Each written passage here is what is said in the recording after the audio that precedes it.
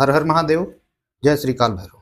प्रिय दर्शकों, तुला राशि वालों, आज जो मैं कहने जा रहा हूँ उसे हल्के में मत लीजिए। 2 अगस्त 2026 यह केवल एक तारीख नहीं है। यह है आपकी प्रतिभा, आपका प्रेम, आपकी संतान, आपका नाम और आपकी बुद्धि, सबकी परीक्षा की अंतिम रेखा है। क्योंकि इस तिथि तक राहु अपने ही नक्षत्र सतविसा के तृतीय, द्वितीय और प्रथम चरण में रहेंगे। और जब राहु अपने ही नक्षत्र में होता है तब उसका प्रभाव साधारण नहीं होता। वह या तो आसमान देता है या अचानक गिरा देता है। यह गोचर आपके पंचम भाव में सक्रिय है। पंचम भाव केवल प्रेम का नहीं, यह आपकी बुद्धि का है, आपकी विद्या का है, आपकी संतान का है, आपकी सृजनात्मक शक्ति का है, आपके भाग्य को चमकाने वाली प्रतिभा का है। और जब इसी भाव में राहु प्रवेश करता है तो वह पहले भ्रम देता है, फिर अवसर देता है और अंत में परिणाम देता है। तुला राशि 2026 आपके लिए या तो प्रतिभा का विस्फोट है या गलत फैसलों का भ्रमजाल है। राहु का अर्थ है आकर्षण, राहु का अर्थ है अचानक सफलता, अवसर जो पहले कभी नहीं मिला। लेकिन राहु का अर्थ है भ्रम भी, ऐसी रोशनी जो असली भी हो सकती है और छलावा भी। और सतभिषा नक्षत्र यह एक अनुसंधान है, यह डिजिटल सृजनशीलता है, यह परंपरा से हटकर सोच है, यह सामाजिक माध्यमों की दुनिया है, यह अचानक प्रसिद्ध होने की शक्ति है। तुला राशि, यह समय सृजनात्मक जोखिम का काल है। अब से लेकर 2 अगस्त तक आपकी जिंदगी 3 चरणों में बटेगी। पहला चरण 29 मार्च तक है। यह सृजनात्मक जागरण का समय है। अचानक नए विचार आएंगे, रात में नींद टूटेगी और दिमाग भागेगा। कुछ लोग आपको पागल कहेंगे, लेकिन वही विचार आपकी पहचान बन सकता है। अगर इस समय आपने कदम नहीं उठाया तो अवसर हाथ से निकल सकता है। दूसरा चरण 29 मार्च से 31 मई तक है। यहाँ सावधान, यहाँ दिल और दिमाग की जंग शुरू होगी। प्रेम में तीव्र आकर्षण होगा, किसी अनोखे व्यक्ति की एंट्री हो सकती है। लेकिन क्या वह प्रेम सच्चा होगा या केवल राहु का जाल?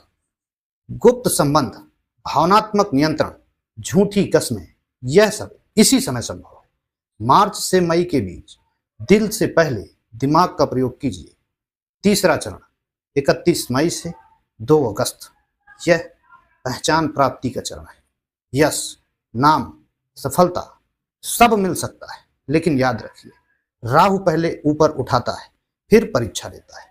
अगर आपने ध्यान आकर्षित करने के लिए विवाद चुना तो वही शोहरत बदनामी में बदल सकती है। अब बात कुंडली की करते हैं, ध्यान से सुनिए। यह सामान्य राशिफल है, लेकिन आपकी जन्म कुंडली में राहु किस भाव में, किस ग्रह के साथ बैठा है, किसकी दृष्टि ले रहा है, कौन सी महादशा और अंतरदशा चल रही है। अगर आपकी कुंडली में राहु पहले से पीड़ित है तो यह गोचर भावनात्मक विस्फोट कर सकता है। अगर राहु मजबूत है तो शुभ ग्रहों से प्रभावित हो सकता है। तो यही गोचर आपको डिजिटल जगत का सितारा बना सकता है। पंचम भाव संतान का भी है। संतान से जुड़ी खुशखबरी भी संभव है, उसकी प्रतिभा चमक सकती है। लेकिन अगर राहु पीड़ित है तो बच्चों की संगति और स्क्रीन की लत पर विशेष ध्यान होगा। सट्टा प्रवृत्ति की बात करें तो समझदारी से किया गया निवेश लाभ देगा।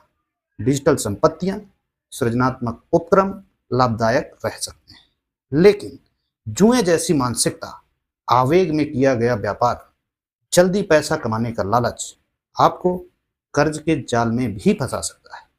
शिक्षा में, मीडिया में, डिजाइन, मंच कला में आप चमक सकते हैं, लेकिन ध्यान भटक गया, मनोरंजन की लत लग गई तो वहीं राहु आपकी एकाग्रता खा जाएगा।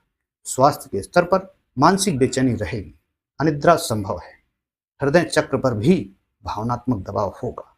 इसलिए सृजनात्मक अभिव्यक्ति को उपचार बनाइए, लिखिए, गाइए, चित्र बनाइए, कुछ तो ऐसा कीजिए जो अंदर की ऊर्जा को बाहर निकाले। तुला राशि, राहु कब बिगड़ेगा? जब आप आवेग में प्रेम करेंगे, जब आप ध्यान पाने के लिए व्यवहार करेंगे, जब आप भावनाओं में बहकर निर्णय लेंगे। और राहु कब वरदान देगा आपको?